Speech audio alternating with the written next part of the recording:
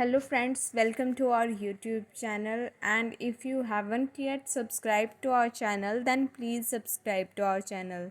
So now let's start our video, and our word is ring. RING. Ring का हिंदी में मतलब है अंगूठी, घंटी, टेलीफोन पर घंटी बजना, घेरा, चक्रपथ, छन।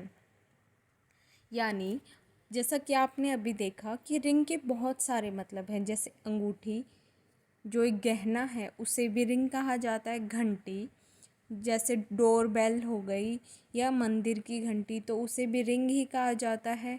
और जो टेलीफोन पर जो घंटी बजती है उसे भी रिंग ही कहा जाता है। किसी सर्कल को ले लो आप, उसे भी रिंग ही कहा जाता है। तो रिंग के काफ़ी सारे मतलब हैं, लेकिन यहाँ पे हम रिंग को एज अंगूठी समझने की कोशिश कर रहे हैं, यानी एक ज्वेलरी। तो इसी का मैंने एग्जाम्पल लिया है।